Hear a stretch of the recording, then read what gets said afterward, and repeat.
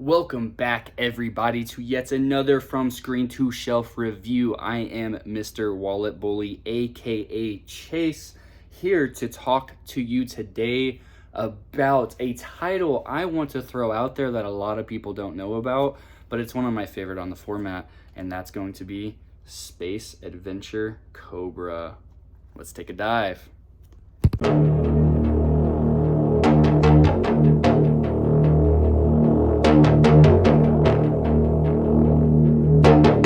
All right, everybody, let's dive into this beautiful master right here.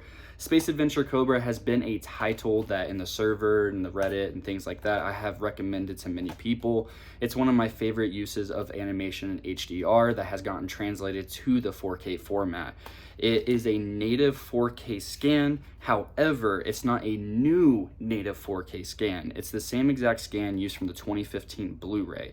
So take that how you will, because if you're a fan of this movie, this was my first time watching, so it didn't really bother me too much.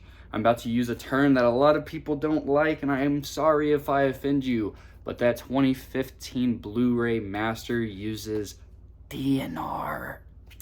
I know. So the thing that sucks about that is a lot of people don't like DNR. However, bear with me, whenever it comes to animation, sometimes it doesn't look bad. This is not Terminator 2. This isn't something like you're taking pores away from faces. None of that. I definitely couldn't even tell that DNR was used until I went and looked up specifications on reviews and just pretty much tech specs. And I didn't even know that it was the same master. You could have fooled me. And it's not the most elegant thing out there. It doesn't stand up there with the Cross and Into the Spider-Verse or Ninja Turtles or anything like that in regards to animation, or even some of these Pixar movies that translate really well to the format. However, Space Adventure Cobra looks fantastic. It does have a 5.1 Japanese audio track that is lossless. That's the biggest difference from the 2015 Blu-ray. And it also has an English 2.0 dubbed lossless, again, track. Now, the visuals, to come back full circle, DNR is, don't let that dissuade you if you can find this at a good price, because it is stellar. It is definitely worth your time. It's definitely worth you watching. Essentially, if you have never seen Space Adventure Cobra, this was my first foray. I wanted to get something more out of my realm. I'm not huge into anime. I like Dragon Ball. I'm more, if I'd like to foray into that world, I'd rather read the mangas than to really watch it. I just kind of wanted to try something different, and this kind of popped up whenever I was looking through some things. I believe I got this from Discotheque around the time that it came out. So yeah, had a great time with it. It was an amazing first watch, and ever since then I've been pushing the agenda to buy Space Adventure Cobra in 4K. It looks absolutely phenomenal for what it is. It is a BD66. I don't think that you necessarily needed a BD100 for something like this, especially since it was from an older scan, even though it was native 4K, downsampled it for 1080p discs, and they just reused the same master. It would be kind of cool to see, because this one came out about 2019. It's been out for about 4 or 5 years now at this point. So yeah, technology has massively advanced for the way that things are restored and transferred now. So you never know, we could have something that looks night and day different at this point. But for what we've got, I can't recommend this enough. Now the plot itself, Space Adventure Cobra is essentially, I mean, really, the title kind of gives you it all.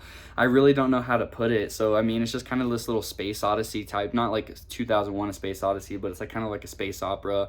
Think kind of not Star Wars, but just, you know, a war in space and stuff, but standing on its own. It is based off of a Japanese comic book. I don't believe a manga, but an actual Japanese comic book. Please correct me in the comments if I'm wrong. I did manage to pick up some of those, like it's by Viz Comics, I believe is like the label that it originally started underneath, or at least that's how it was brought here to America, because I have those on the other side of the shelf over here somewhere. So Space Adventure Cobra has a really cool, fun story. It's essentially, he encounters, I believe her name is Jane. She is, you can't see her on here, Jane, right here.